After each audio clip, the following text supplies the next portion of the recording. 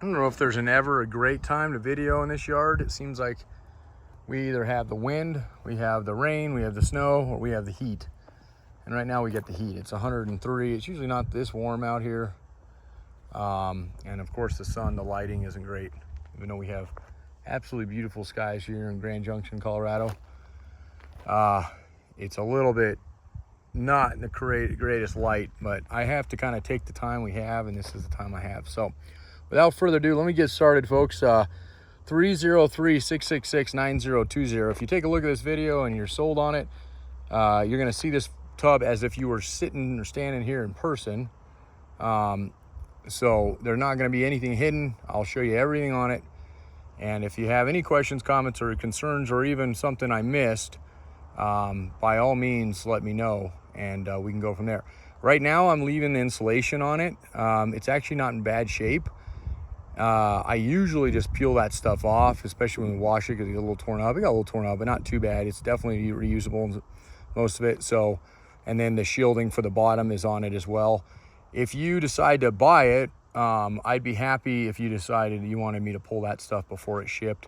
I can do that and even send you some more photos. But for now, it's going to stay there because most of the time we give stuff away for free. You know, people grab it, especially if they're doing a, you know, they've been in an accident or something. Now, if you're doing like a crawler build, you probably don't want that stuff on there anyway, so we'll pull it off.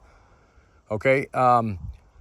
This is a 2007 Jeep Wrangler JKU, JK, but JKU, U meaning the unlimited. That's the 4-door.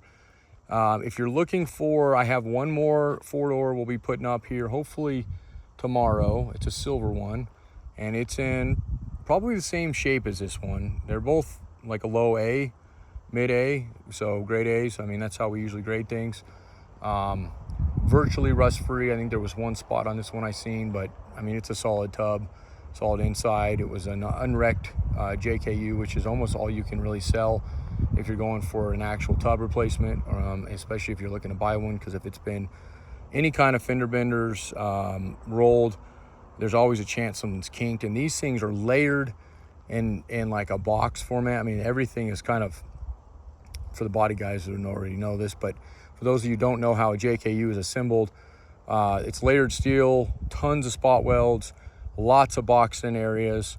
So you might think, hey, this looks easy to pull, this pillar, it was bent, and you'd be surprised at how much more difficult when you start cutting into this stuff that is. So that would be a good candidate if you were in an accident, or maybe you're in a rust area and you have a ton of rust, or you're worried you're going to have rust. You know, preliminary buying something like this for a guy in the Midwest, East Coast isn't unheard of. We do that quite a bit, especially on the rare, the unlimiteds, the LJs, the JKs. And then definitely going back in time to the CJs. So, okay. Real quick here, this is who we are. Jeeps Unlimited Parts Spriggers, been around since 1984. I've personally been at this for 18 years of that. And yeah, we got quite a, we're in Grand Junction, Colorado. We used to be north of Denver. That's kind of where people originally knew us from. And now we're over here. I just wanted out of the city. And since we're basically online and ship most things we sell anyway, it wasn't that hard of a transition for us to do. We did that in 2018. So been over here for quite a while. And we own our house, which we didn't in Denver. And we live on our property, which we didn't in Denver. There were a lot of reasons. Plus we can dirt bike and 4-wheel right out of the backyard. So this place is absolutely epic. Plus Moab, 90 minutes from here, Uray. 90 minutes, it's all real close. So if you get the chance to come out, we'd love to have you. Okay. It's that green. I think they call this like a safari or I don't know, army green maybe. I'm not sure. I can't remember exactly the designation on the color code. Probably have that here on the door, jam. Yeah, it's over there. I'll get you that just in case you're interested. There's a few things that will come off of this unless you need them, and if you need them, I can work you out a price.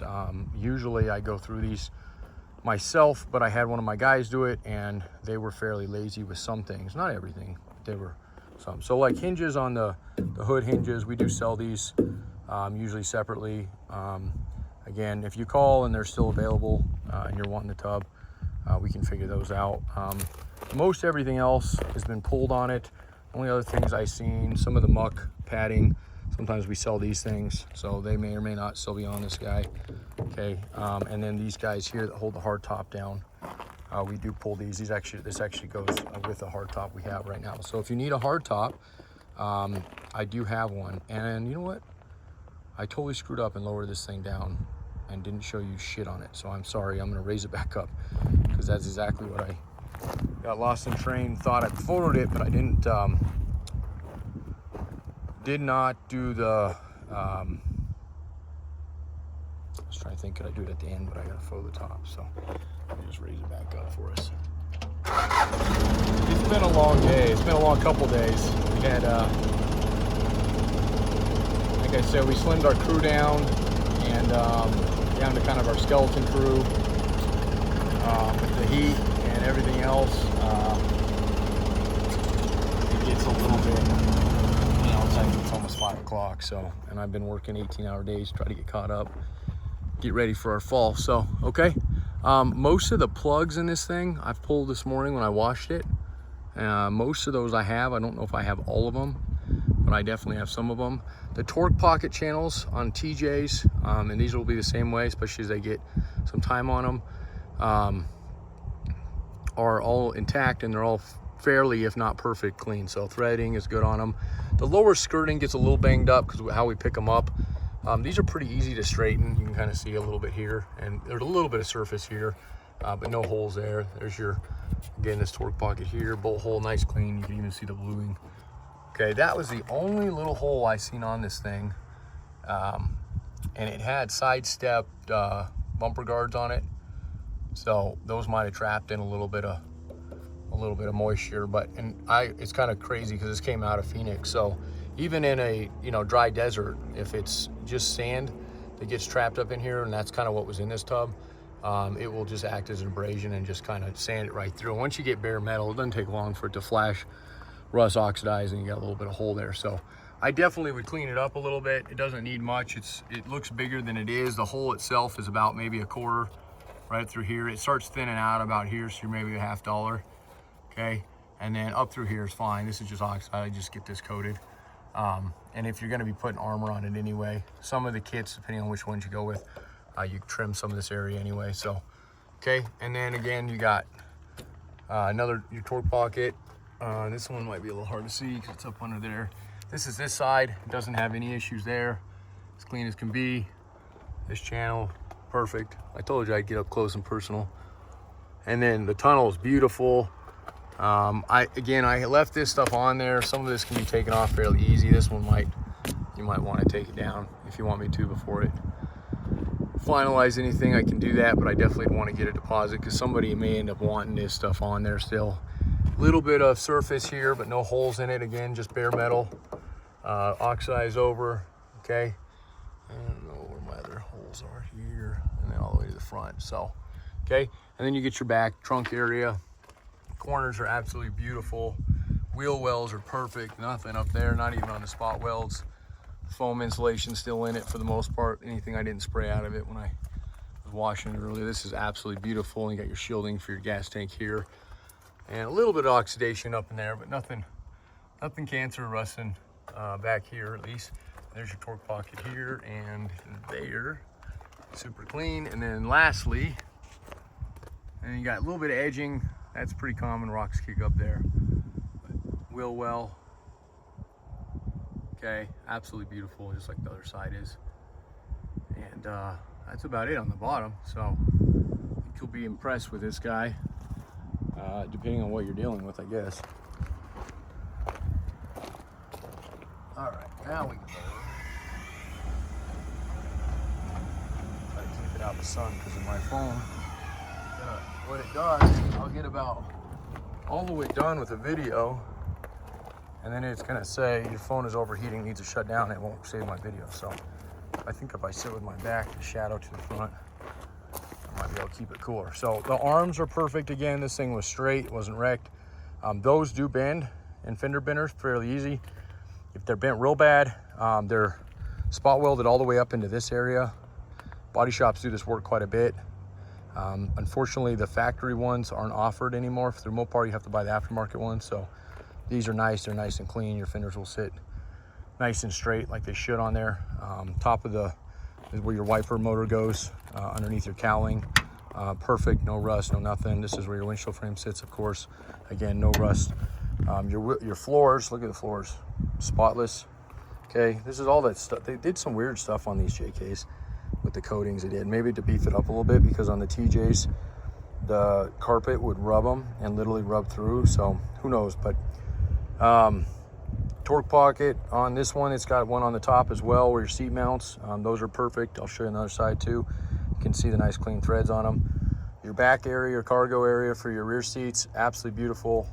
I cleaned this morning, but it's dried enough, but you can see it's got good paint on it. So if you happen to need this color, even with a couple places to touch up on it, just with some scratches and mild stuff, save you something, because I don't even know if you need to paint it. It's got a little bit of a ding there, which your bezel for your fuel filler neck sits there.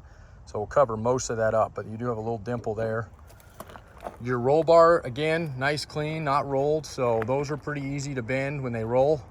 And again, they're spot welded in. They're not like the old Jeeps where you can remove them with bolts.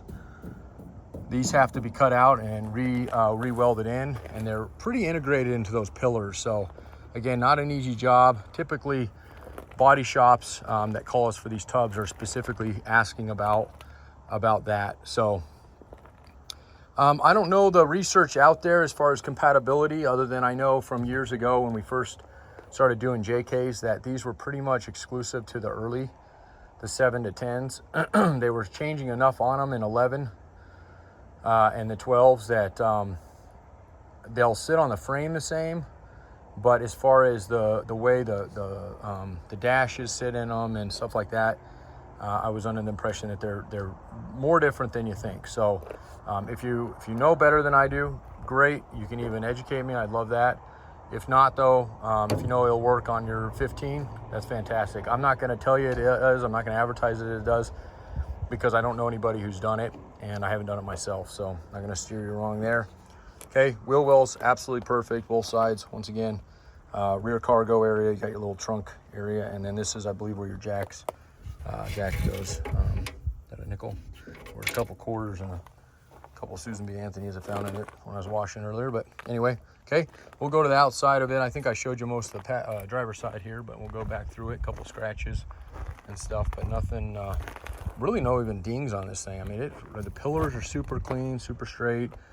The back molding up through here, great. Other than that one little ding there.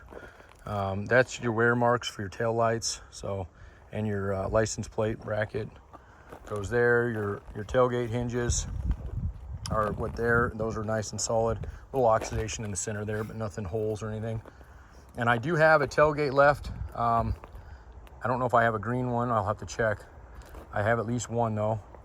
A couple scratches through here. Looks like they probably went through some brushes. Not too deep, but just through the clear coat. I don't see any dings there. Nice again, roll bar, pillars. Again, this is all covered up by fender flares. And the fender flares on the front are weird. Well, they're weird all the way around on these. They have inners, they have outers, they have the metal part.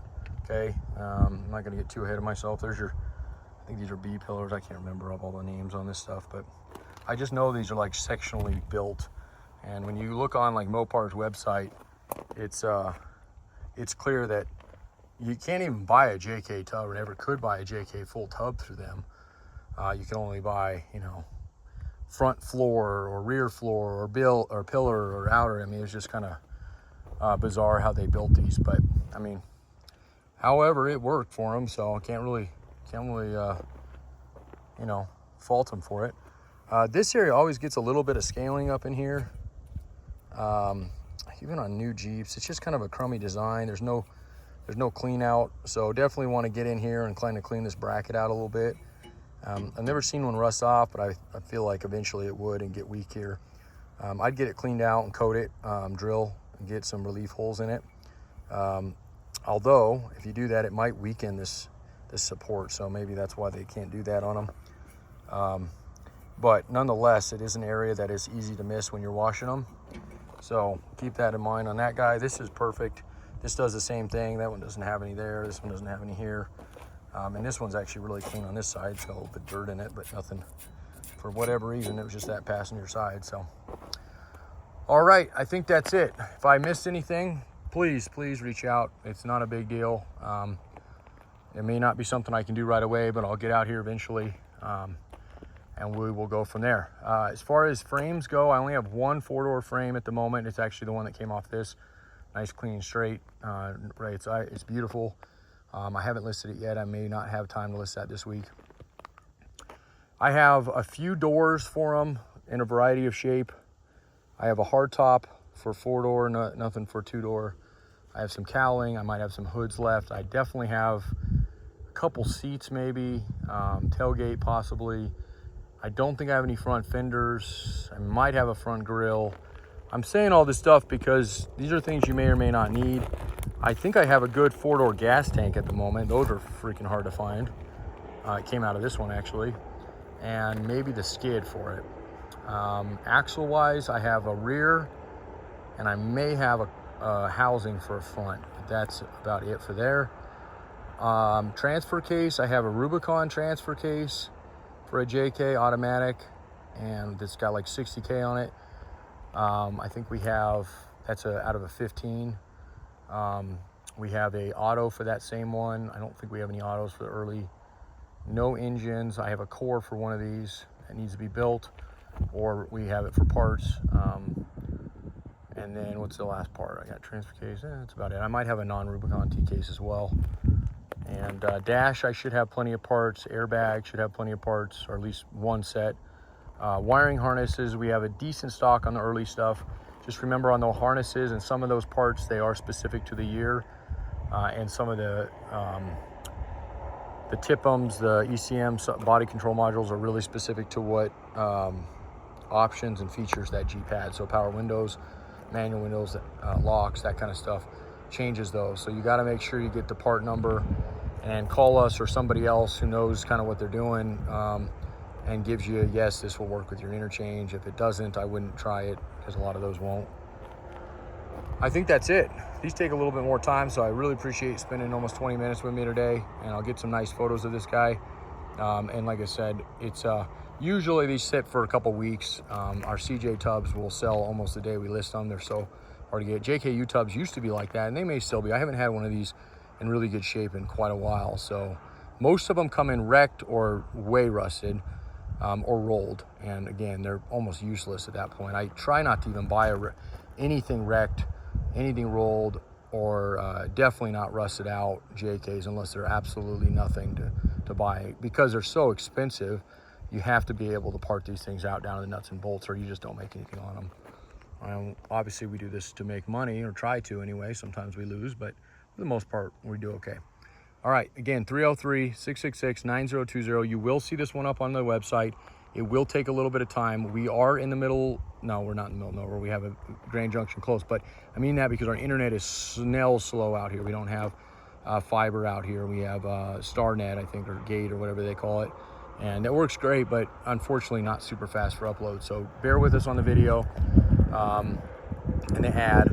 But definitely take a look at the website. You should see it soon. I got people that message Facebook, Craigslist, and a couple calls, so I don't think she'll last, but who knows? You never know. One last thing. I knew I was forgetting something. Usually when I start blabbing, it's because I'm trying to think what I'm forgetting. Freight. This cannot be freighted on a freight truck. We did it once, and it was god-awful expensive, and on top of it, they back billed us.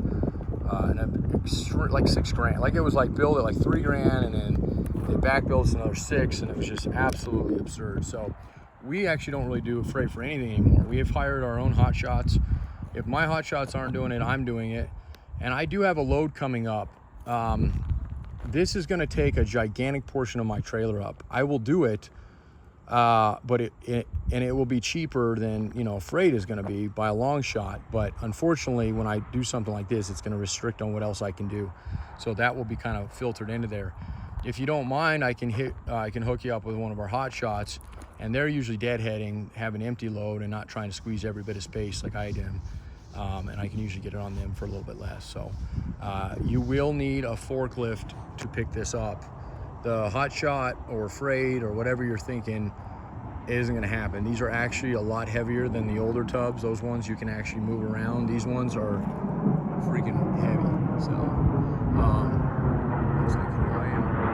No, that's a fire one. We've had some fires around here lately. Looks like he took off for fuel. They come in at fuel. They had some F-16s here today too. That was pretty cool. But anyway, yeah, I get a little distracted sometimes. So that's the trailer I use. We call it our Bigfoot. It's our Kodiak. It's got the Bigfoot research team on the side of it. People start, and we've had it for a few years. Now I get people, oh, I seen you on I-70. Oh, cool, where? Virginia. Oh, well, I live in Colorado, so that was kind of neat. Anyway, so that's the trailer I use. It's a 30-foot deck over with a top deck I can load. Again, I'm restricted to 30 feet. Frames are 12 feet of that. If I go with the JKU frame or this guy, it's quite a bit longer than 12. I don't know what these are, 15 maybe. Maybe not that far, but they're longer. And they take up, I can't stack them or put them up on their side. You wouldn't want to do that on this one and get damaged. So, all right. And then when you go to unload it, you'd have to have a tractor forklift or something we can unload this thing with. And if a hotshot does it, I can assure you they will look at you while you unload it, because they're not going to hurt themselves over it. All right. 303-666-9020. My name is Jeremy. I own the shop. My wife will run it. She runs it with me. Occasionally she'll catch her on the phone, but mainly it's me.